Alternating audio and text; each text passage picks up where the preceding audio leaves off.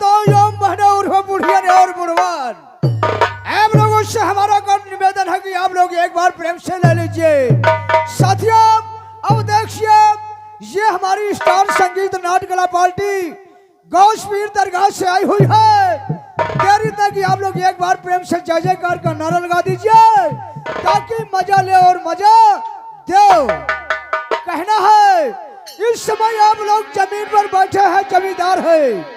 इस समय आप लोग जमीन पर बैठे हैं जमींदार है और हम लोग चौकी पर खड़े हैं चौकीदार है। साथियों आप लोगों से हमारा कर्मी बदल कि आप लोग एक बार प्रेम से जय जयकार का नारा लगा दीजिए। तो साथियों प्रेम से बोलिए गौशपीर बाबा की। जी हाँ साथियों जैसे आप लोग दूर दराज से आए हैं वैसे शांति का सहयोग बनाइए और पार्टी का आनंद बिल्कुल लेकर जाइए। तो साथियों अब देखिए आप लोग के सामने पेश है रंगारंग प्रोग्राम। हम यहाँ से जाने वाले हैं और हमारे जाने के बाद तुरंत रंगारंग प्रोग्राम होगा। कैसे आप लोग लीजिए 2 लाइन का गाना है।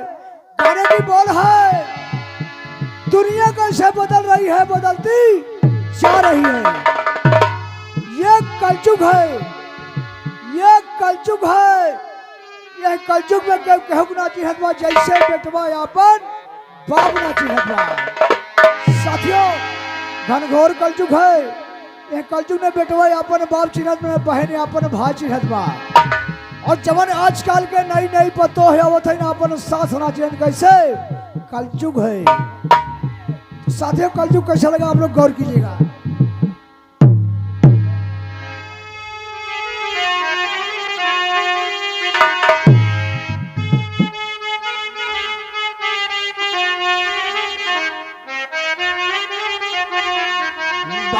कैसे अरे बिगड़ल मोरे भैया बिगड़ल मोरे बाबू।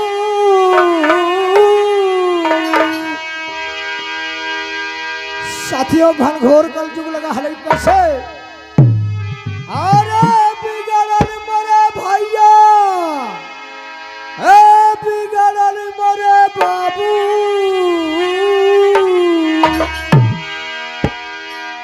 अरे समय काला जुगवई कई बदलल मोरे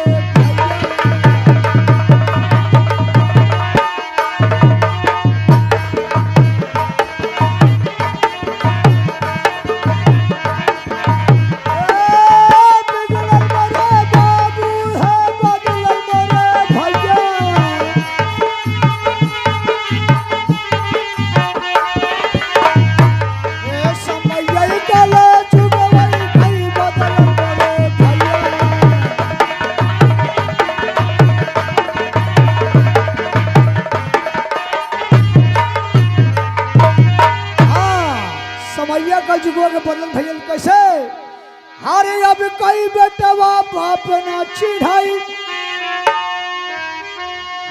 अरे बहिना चिढ़ाई भैया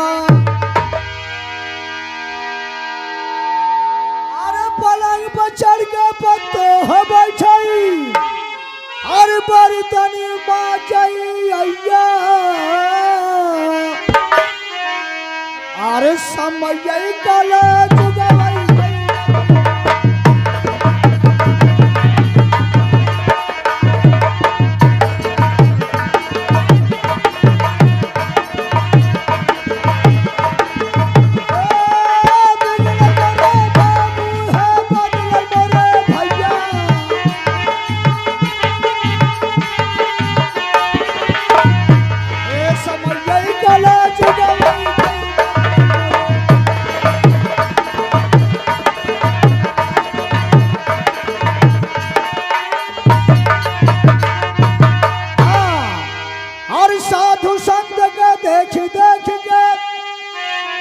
छोड़ी छोड़ी करई भगैया।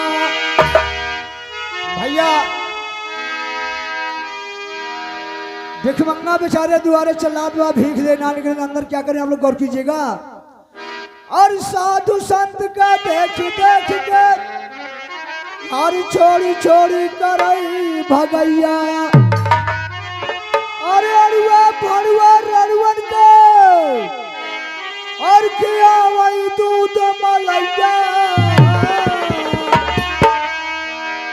अरे समय कला चुगवई